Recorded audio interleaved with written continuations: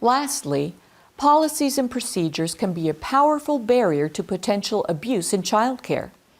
There are several types of policies a childcare program can implement to reduce the risk of abuse. For example, a policy which states no adult should ever be alone with a child could go a long way toward protecting children from potential abusers. Another policy that should be in place is one dealing with physical punishment and other forms of hitting a child. Physical punishment is a violation of minimum standards.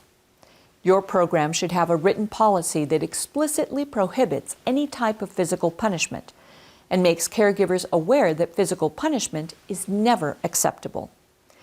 It should be abundantly clear to all staff members that no adult is ever allowed to strike a child, even in play.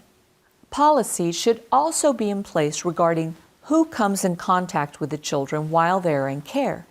Best practice is to require visitors to sign in and out of child care facilities so that there is a record of who is in the facility at all times. All visitors should have a clear, logical purpose for being on site while children are in care.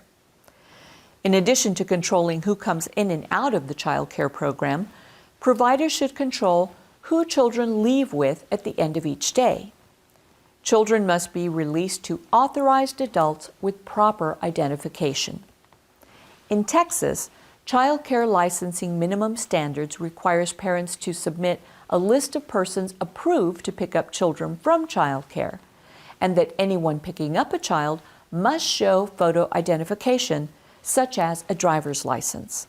Perhaps most importantly, appropriate staff-to-child ratios that meet or exceed licensing requirements should always be maintained.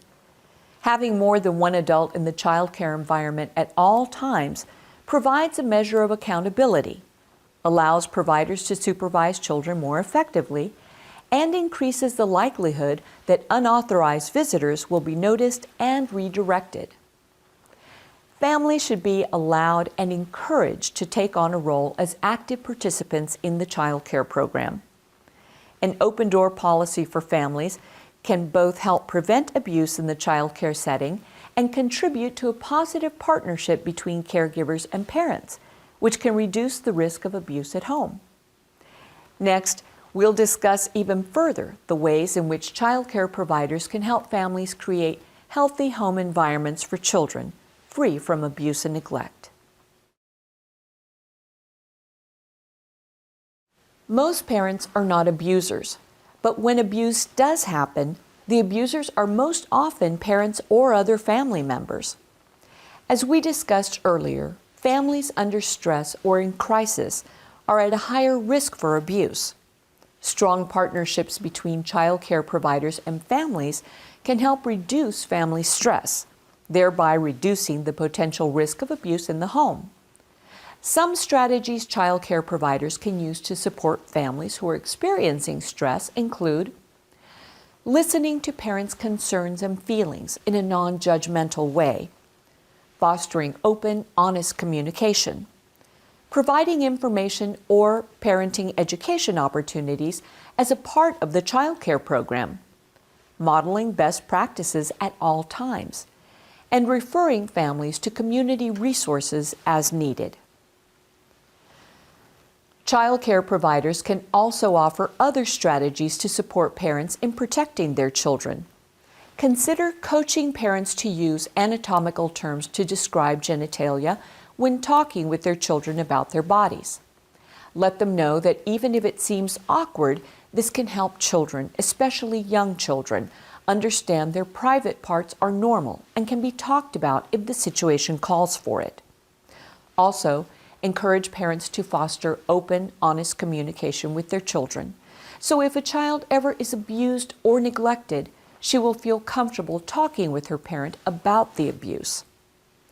Especially with sexual abuse, many cases go unreported because perpetrators are individuals close to the child, and thus close to or even in the child's family. And children mistakenly think no one will believe them or that they will cause loved ones to be hurt if they reveal the abuse. Let parents know the most important thing they can do to protect their children is to take children's reports of abuse seriously and to seek help as quickly as possible if they suspect someone might be harming their child. Look at the handout called Community Organizations to help you start to explore what resources are available for children and families. Remember that maltreatment happens among all socioeconomic statuses, ethnic groups, and family structures, and you might not always know each family's specific needs. Providing information about community resources to all families via parent communication boards, newsletters, parent meetings, orientation packets, and other avenues can help you reach families you might not ever have known were in need.